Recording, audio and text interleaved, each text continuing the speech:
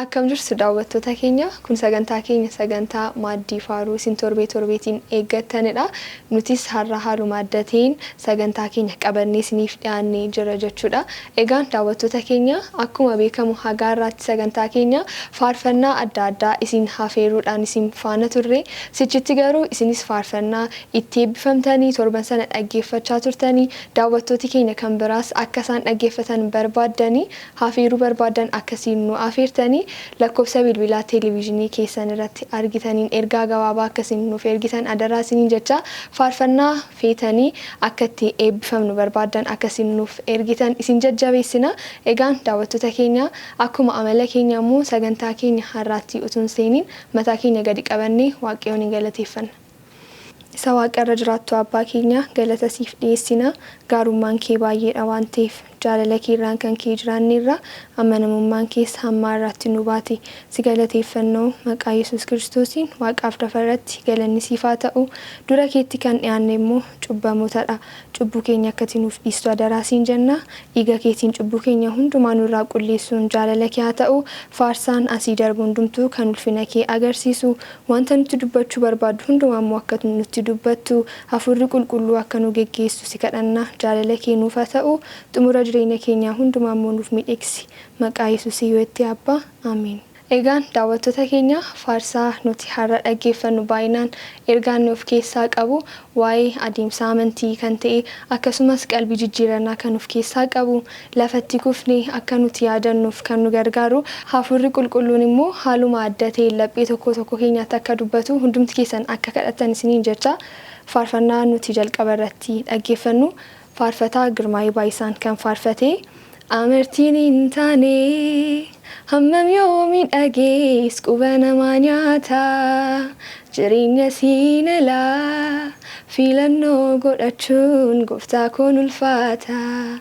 Faarfannaa jedhu jalqaba isaarrattis yoo dhaggeeffattanii wangeelli waan lama dadhabbiisaas baannee bu'aasaas eeggannaa yoo akkas hin taane of goyoomsineechi abdii maalii qabna. Faarfannaa jedhu yeroo baay'ee kiristaanummaan kan nutti fakkaatu bu'aa qofa wanta qabu garuu akkasumas dadhabbiinsaa akka inni jiru fudhachuu akka qabnu akkuma wanta gaarii waaqayyoo irraa eeggannu biyya lafaamoo wanta hamaan baatee dhufu gaafa nuti Kiristoos duukaa deemnu haalli biyya lafaamoo akka nutti hammaachaa deemu kiristaanummaanis akka inni jabaachaa deemu kan nutti faarfannaa adda ta'edha. Waaqayyoo si eebbisu jechuu nan barbaada. Asumaanis itti fufnee faarfannaa nuti dhaggeeffannu jalqaba hundumtuun jalqaba imala karaa xumuruu isaatu jabaata.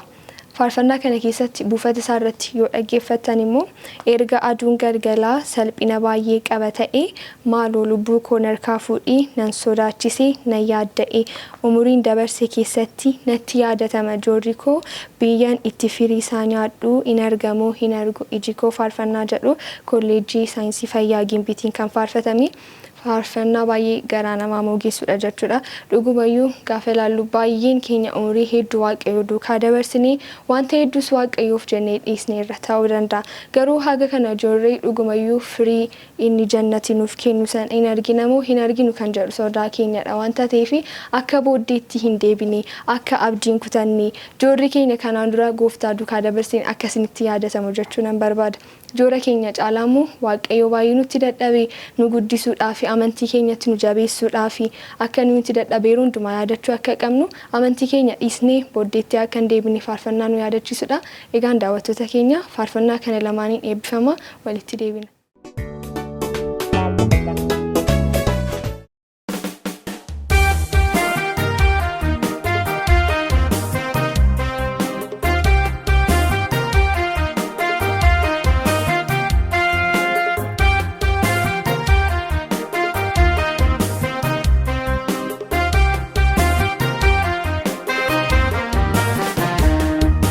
Wangeelli waan lama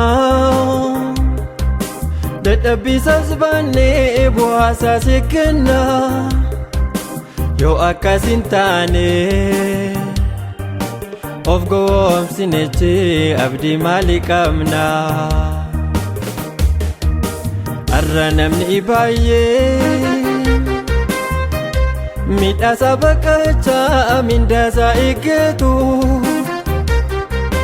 qulleessi mana kee warrattiin daldalee bu'aasaa hirmaatu amartiin hin taane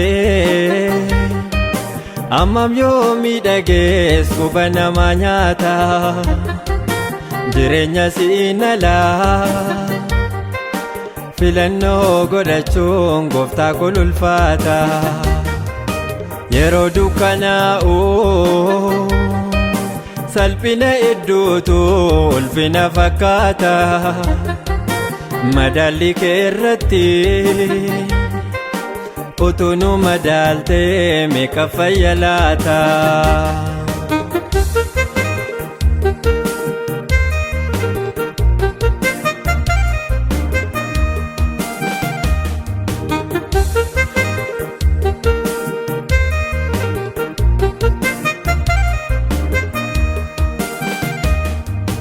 manni qulqullummaa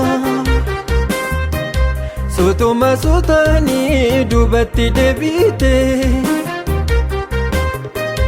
dirree bashannanaa handhuura daldalaaf madda galii taate sirbaaf waaqeffannaan adda addummaa dhabee dhaloonni jaameera maqaa wangeelaati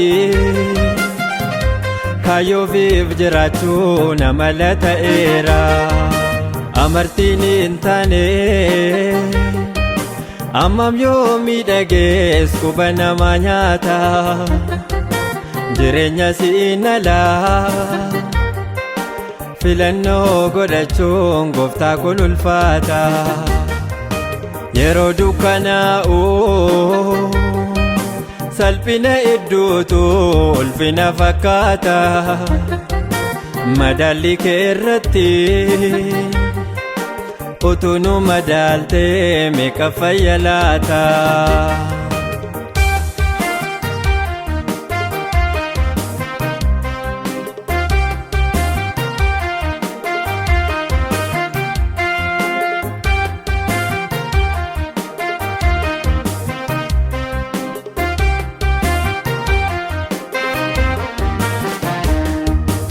akkuma gi'aasfaa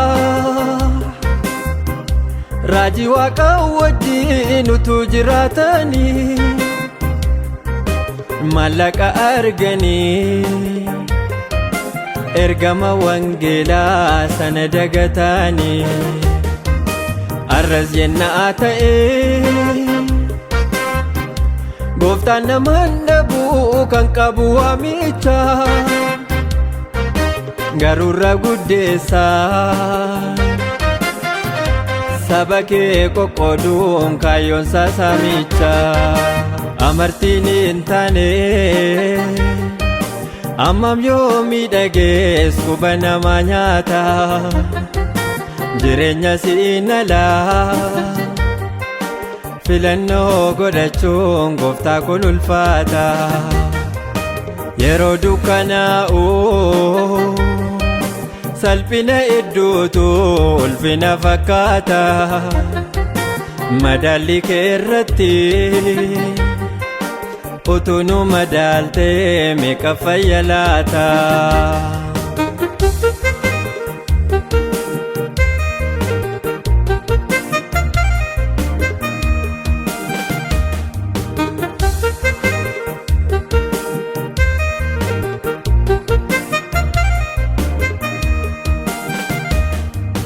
bidiruun fayyinaa hiyyeessaaf sooressaa qooda wal qixxeessu daldaltoonni ammayyaa sooressaa filanii horiidhaan galmeessu akkuma Simoonii ayyaana kee tolaa horiin bituu yaale diraamaan goomsaa daldalli dibataa arrasitti caale amartiin hin taane ammam yoo miidhagees quba namaa nyaata jireenya siin alaa filannoo godhachuun gooftaa kun ulfaata yeroo dukkanaa'u salphina hedduutu ulfina fakkaata madaalli kee irratti utuu nu madaaltee meeqa fayya laata.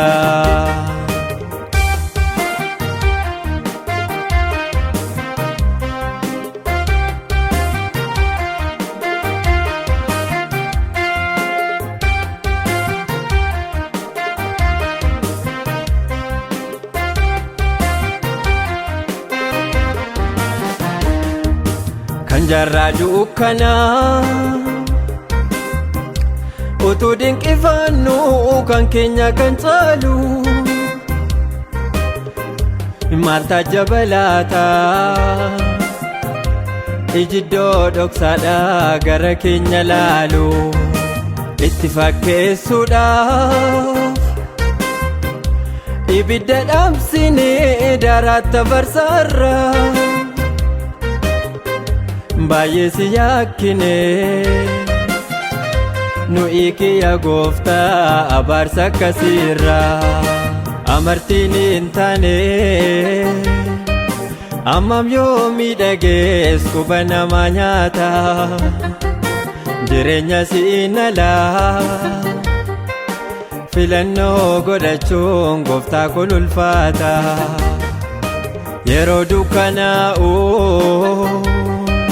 salphina hedduutu ulfina fakkaata madaalli kee irratti utuu nu madaaltee meeqa fayya laata.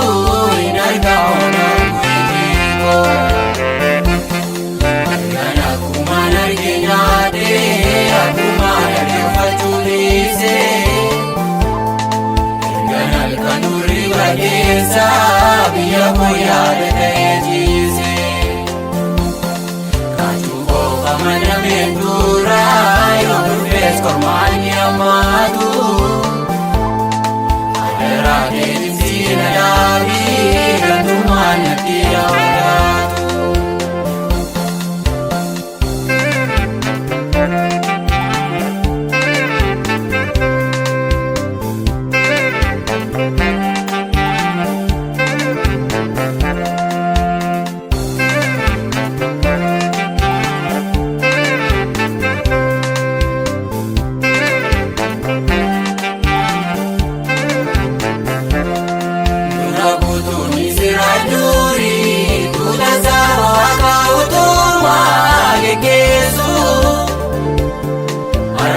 Gara kungumi jiru obse obse Gantuma utachi bagesu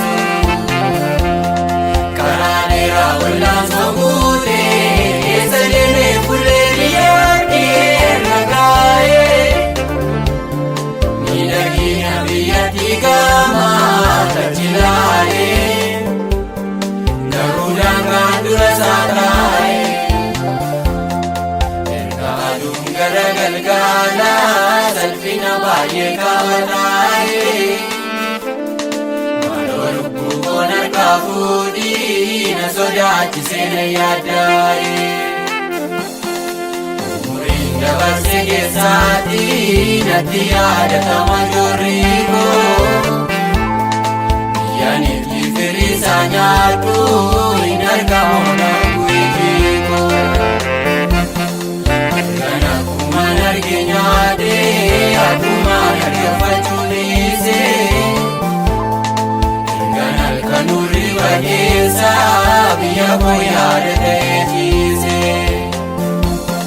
Kachuko famana mentura yabdes kormani amatu Alera tejisi nadabi gantuman tiyawatu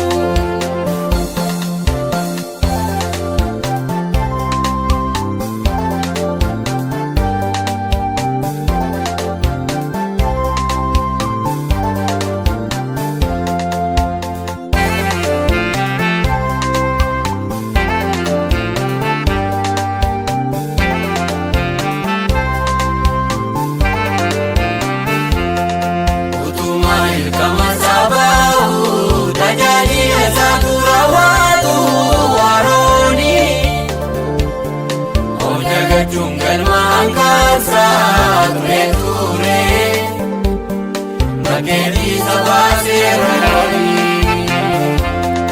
Umuri ayo jete Salola baye yo budise sikalesa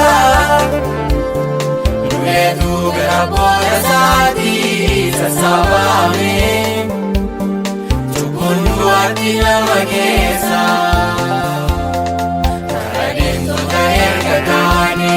Biya kenya yana yotani Mbe bachuja ya mulako Ayongo ni manana basi Inangati udati basi Jana kurana naftoko Yedu kafi kuya buya Naegeza kenya tau Martuho kaye kuja bese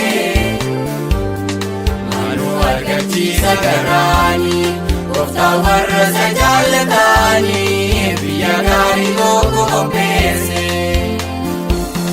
Ibumbi chaole bule, unge Kenya tutu kerasi, ale Kenya ale masu. Alabu fatir taradua, isate tigido muda, nundum tu osagasu.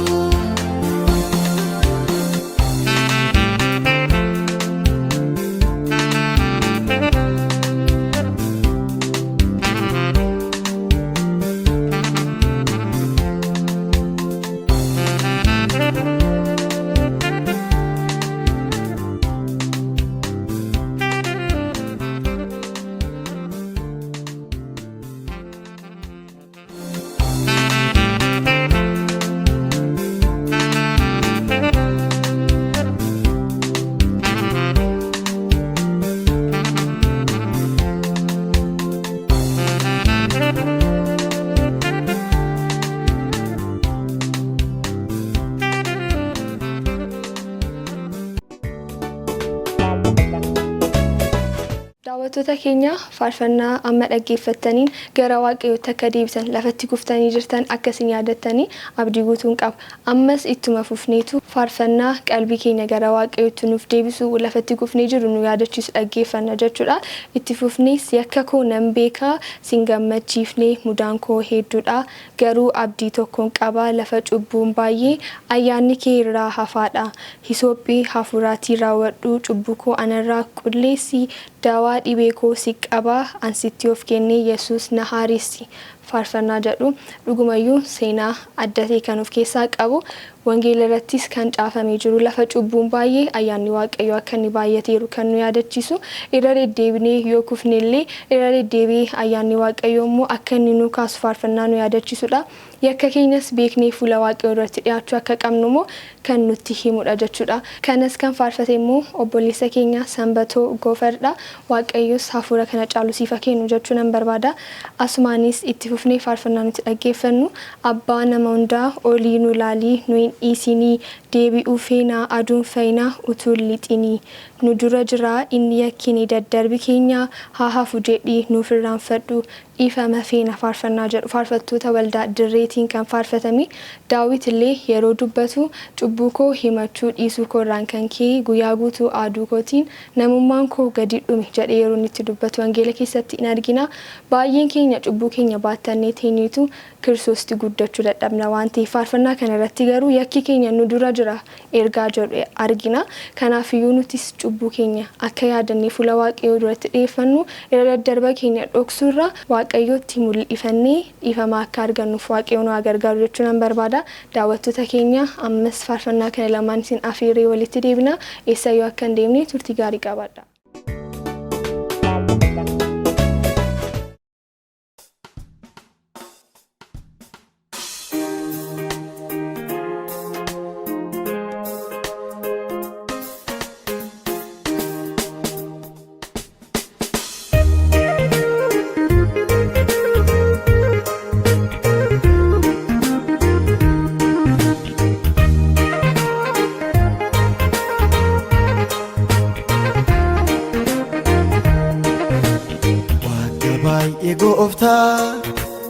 At karaa hundumaan dhaala naftaate maasangaara kookone misoome halaalisoo saayinii baay'ee nyaate akkuma wa'inichaa nuufi tokko malee erga natti dadhabdee na amal jeeta ija narraa feetu saana yoo narraa dhabdee Waaqa baay'ee gooftaa ati karaa hundumaa dhaala saanuuf taate maasangaara keenya misoome halaalisoo saayinii baay'ee nyaate akkuma wa'inichaa nuufi tokko malee erga nutti dadhabdee nama jeeta ija nurraa feetu saana yoo nurraa dhabdee yakka koo nan beekamanu siin gammachiifne muda koo hedduudha abdii tokkoon qaba gaafa cubbuun baay'ee ayyaanni kirra fadha Itoophiyaa furaati daawwadhu cubbuu koo anarraa qulleessi daawwa dhibee koo si qaba ansittaa of kenne Yesuus na haaressi.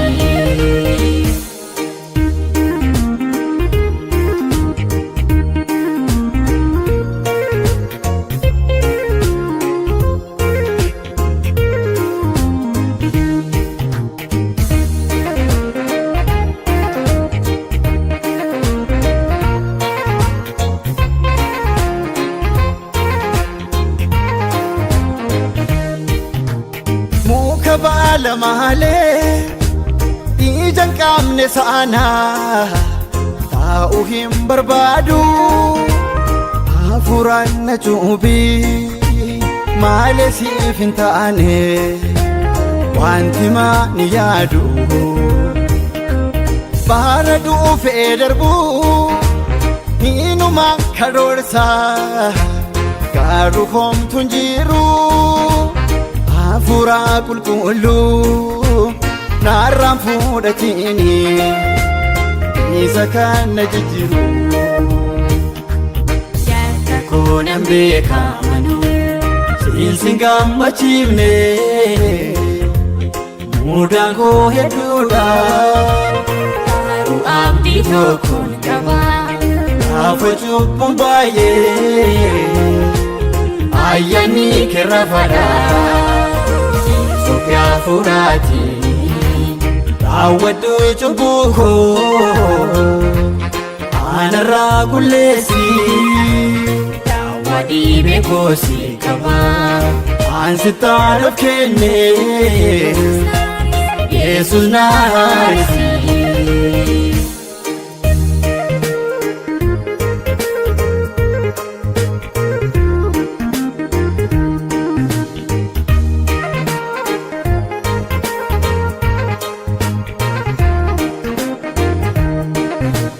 Gubbee maata koorraa jalqabee amma faana miila koo madaadhaa hammalaan si dhoksaa harki koo ajjeese dhiiga laaqamaadhaa gammachuu fayyisuu kee keessatti argamu arge kan si jaajuu hararaanaaf godhi ayyaana kee malee danda'ee ni jaaju. Hafuura qulqulluu malee mee malaan hojjedha. Dirree hojii keerraa naatu keen dandeessa Yesuus. Maaloo narra kaasii tulla cubbuu narraa. Karaan koo har'ayyuu siif bulee horimoo itti fufuu dhiigee micciirama. Hafuura fi dhugaan na guuti an ta'uu fedheera nama jijjiirama.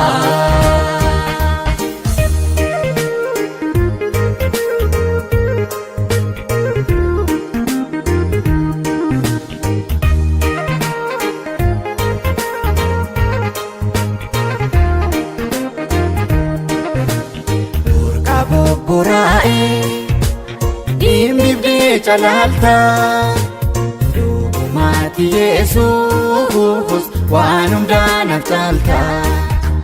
Baay'inni cubbuu koo narraa siin fageessu si malee madaa koo eenyu kan naaf qorsu. Dhuunfaa kee na godhu ansi faan hojjedha. Jaalisina dhaabii fuula kee na baadha. Araaraan marsiitee erga siin nageesse bineensaa fi nallaatiin maloo aanoo sitti dhiyeesse. Araaraan marsiitee erga siin nageesse bineensaa fi nallaatiin maloo aanoo sitti dhiyeesse.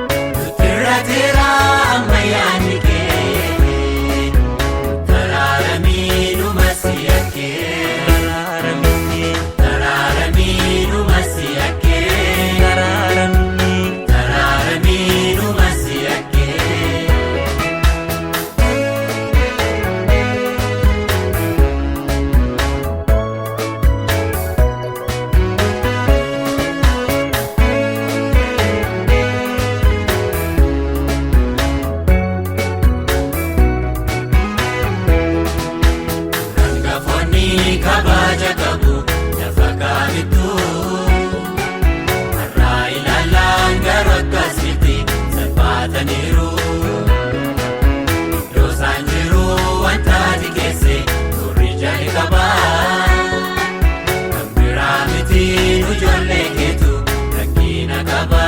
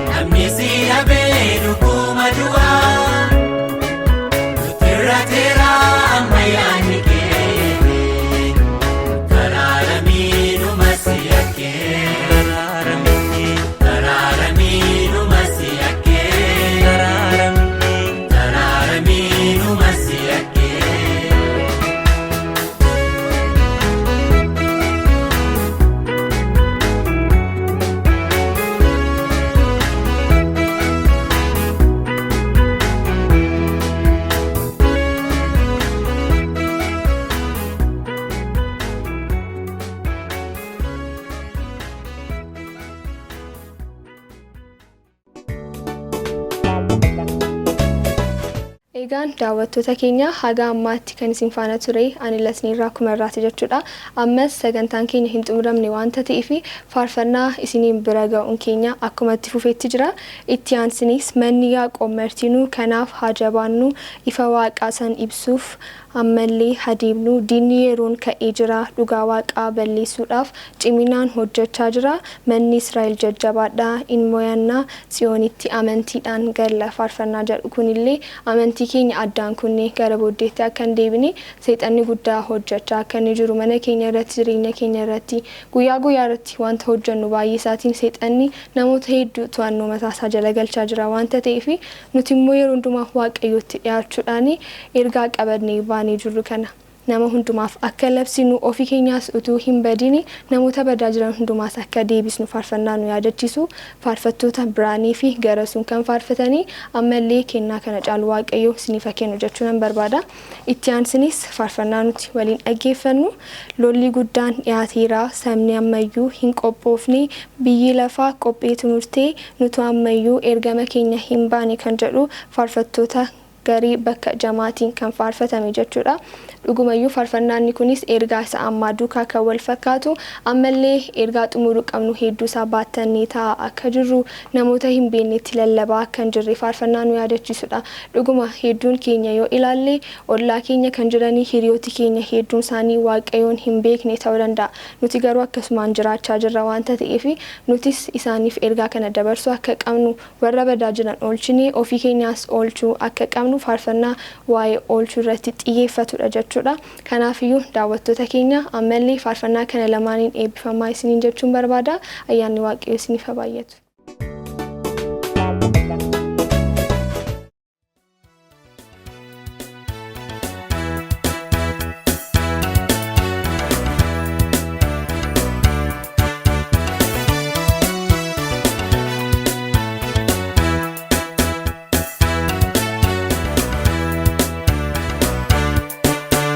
Manni aiko martinu kanafa jabanuun Ifa waka sanibsuuf ciminaan adeemnuun Dinni yeroo ka'ee jiran Dhuga waka balleessuuf ciminaan ijaaran Manni Israa'el jajjabaadhaan Ni mooyannaati yoonitti amantii dhangalaa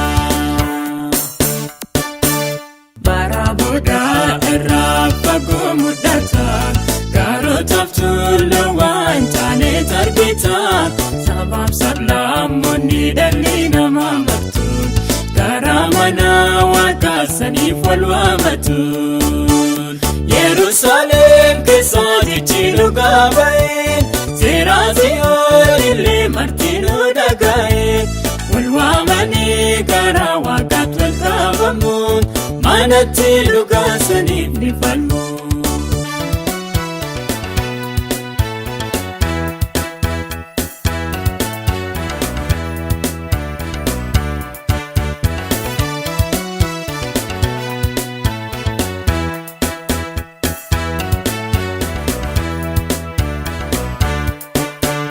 Bifta mankorra bahaa kamtifaa hin qabneen Waakila raafadhiisee badinaan agarreen Filisxeemii wajjin ta'uun warra amantii qanuusaan simachuun deeminaan Eebba dhugaa gaara Xiyooniin isa qabnaa namootaaf isaaf qopheessinaa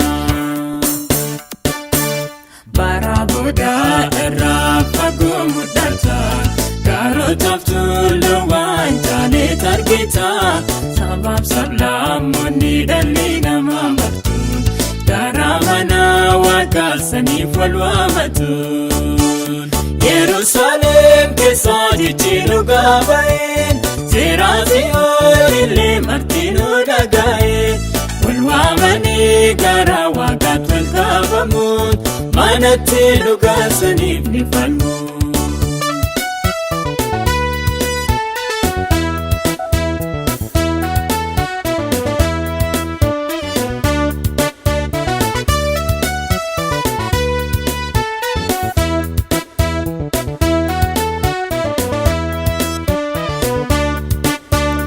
Gaarri baay'een addunyaa kan waaqolee daraan Gurmaayanii ijaaramuu badinaan argarraan Seerri waaqaa jijjiiramee aadaa nama ulfeessanii kan bu'aa hin qabneen San shaakaluu hin fiiginaan Buusaa ichaa sagaduuf waliin affeerinaan Barabuda irraa fagoo mudata Garootaaf tullu waan taaneet argita Sabaaf sablammoonni dhalli namaa baktuun Garaa mana waaqaasaniif wal waamatuun Yerusaalem keessaatichi dhugaa ba'een Seeraa Ziyoon illee martinuu dhaga'een Wal waamanii garaa waaqaatti wal qabamuun Manatti dhugaa saniif ni falmu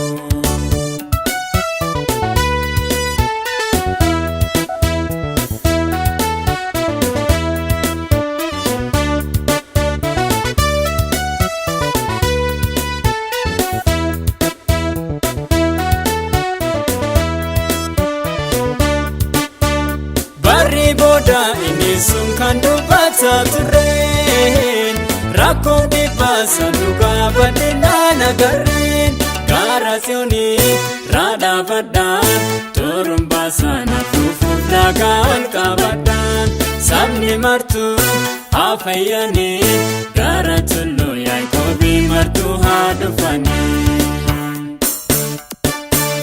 Bara boodaa irraa fagoo mudhata gaarotaaf tulluu waan taaneet argita sabaaf sablammoonni dhalli namaa martu gara mana waaqaasanii wal waamatuun Yerusaalem keessaa jechi dhugaa ba'een seeraan Tsiyoon illee martinuu dhaga'een wal waamanii gara waaqaatti wal qabamuun manatti dhugaasanii ni falmu.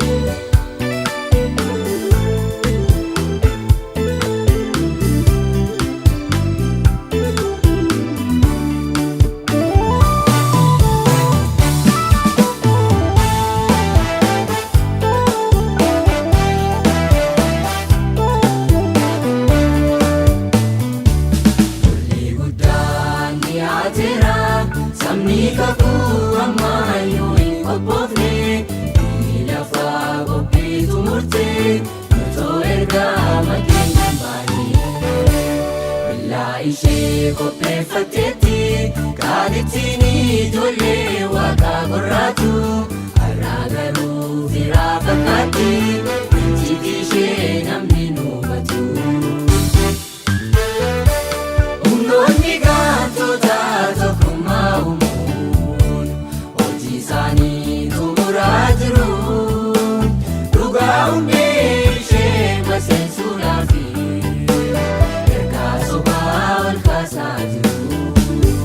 Bineensichi galaana keessa iddoo isaatti deebi'aa jira. Deeggartoota garee dhugoota hundaa billaa garee qopheeffateera. Yeroon keenya dhumeera nutoo jallisnee teenyaa.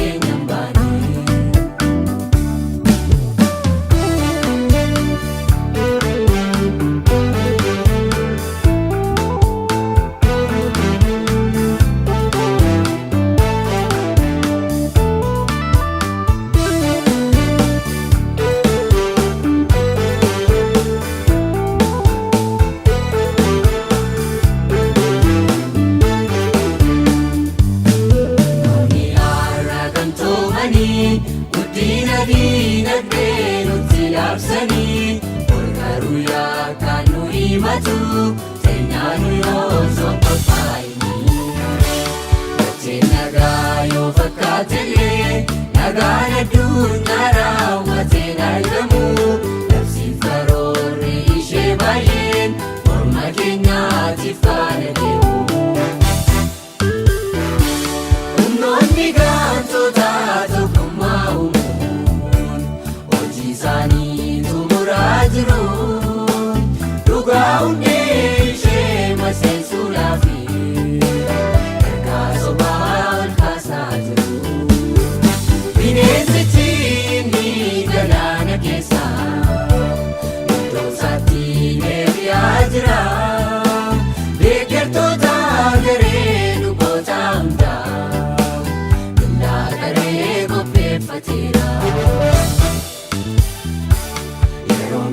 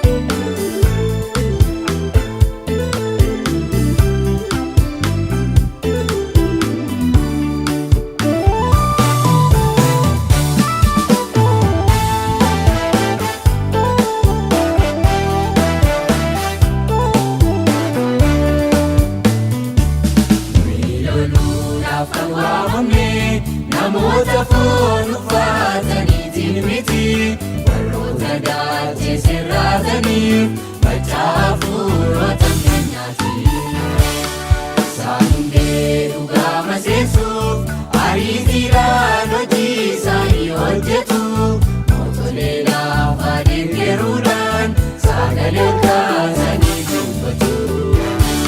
Humnoonni gaantota tokkummaa uumuun hojii isaanii xumuraa jiru. Dhugaa hundee ishee maseensuudhaaf ergaa sobaa ol kaasaa jiru.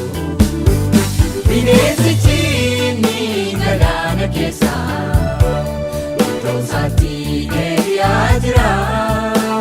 Deeggartoota garee luboota hundaa hundaa garee qopheeffateera. Yeroon keenya dhumeera lutoota lisnee teenyaa.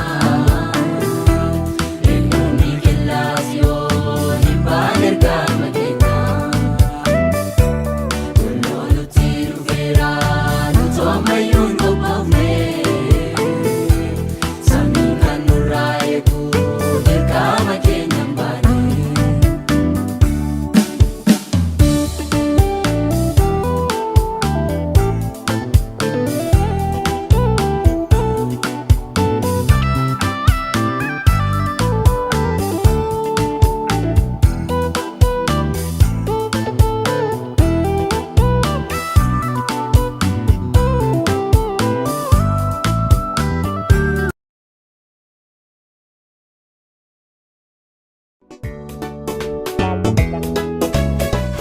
Egaan daawwattoota keenya faarsaa haga ammaatti dhaggeeffattanii bakka itti kuftanii jirtan akka argitanii akkasumas dadhabbii amantii keenyaa hedduusaa akka xiinxaltan abdiin qaba.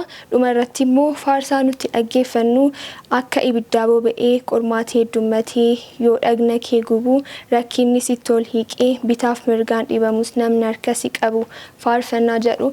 Yeroo baay'ee sababni isaas faarfannaa kana isin afeeruu kan nuti feenee fi amantii keenya dhiisnee gara booddeetti akka deebinu kan nu godhan hedduu isaanii keessaa tokko qormaatadha jechuudha. Biyya lafaa kana keessatti qormaati yeroo nutti baay'atu gara booddee keenyaatti deebina abdii kutanna. Wanta waaqayyo nu dhiisee waaqayyo duukaa jiraachuun akka wanta bu'aa hin qabneetti ilaalle yerootti gara booddee keenyaatti deebinu hedduu isaa qabna.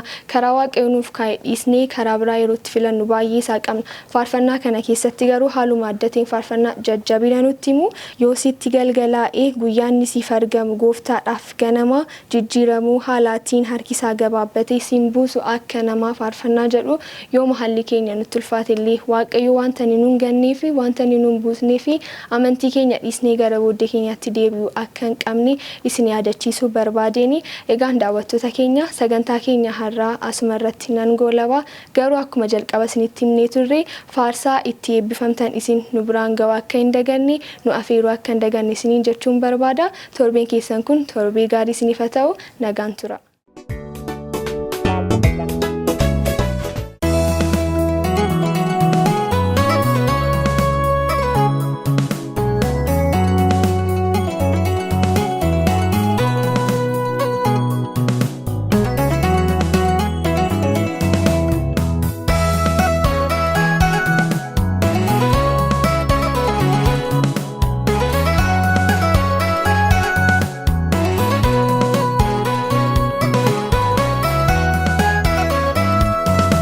Akka ibiddaa boba'e qormaanni heddumaate yoo dhagna kee gubu rakkinni sitti ol hiiqe bitaaf mirgaan dhibamus namni harkasi qabu. Hiree kee dukkaneesse dirmamuu dhulee yaadu hamilee kee cabsee jiraachuuf humna dhaabe mootiin Saalem siif jira naannoo keetti marsee. Sitti galgalaa'e guyyaan siif argamu gooftaadhaaf ganama jijjiiramuu haalaatiin harkisaa gabaabbaate si buusu akka namaa.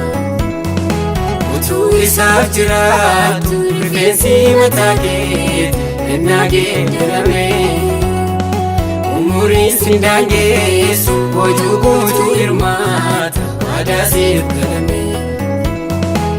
Geecha fannoo ciimse dhiiga isaatii mul'ise danuu jaalalasaa jarjarteen fagaatiin obsaan turii eeggaadhu siif siif dhufaa kuusa.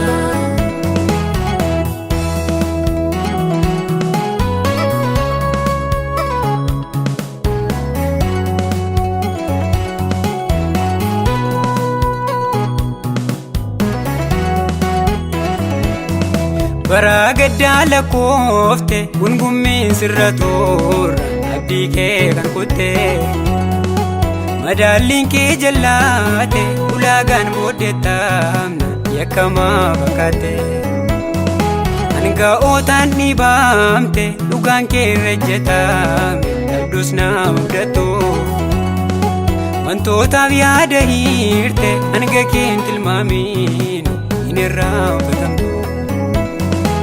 Sitti galgalaa'e guyyaanni siif argamu gooftaadhaaf ganamaa jijjiiramuu haalaatiin harkisaa gabaabaate si buusaa akka namaa utuu isaaf jiraatu rifeensi mataa keeti ennaa geeddarame umuriin sin daangeessu hojuu guutuu hirmaata waadaa siif galame.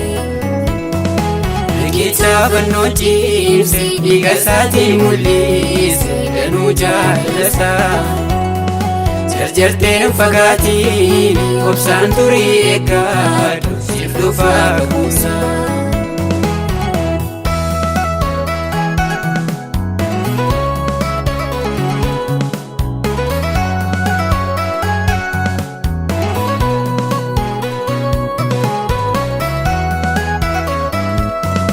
Boqonnaaf kan eegamu da'oonaara galfaanna qoraattiidhaan guutee gargaarsaaf kan abdaattu gaachanni yeroo loola hantiin yoo fagaate baraa qilleensa maate nagaa baalli shakkaame yaaddoon heddummatu akeekaa garaa keeti guyyaa isaa eegamaali gooftaan siin dhumatu.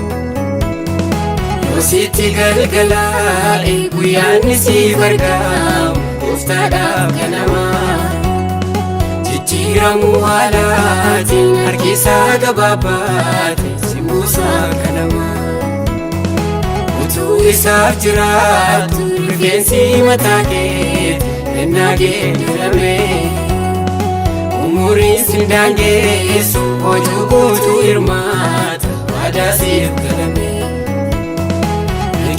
Fannoo ciimse dhiiga isaatiin mul'ise danuu jaalasaa jarjarteen fagaatiin obsaan turii eeggadhu siif dhufaa kuusa.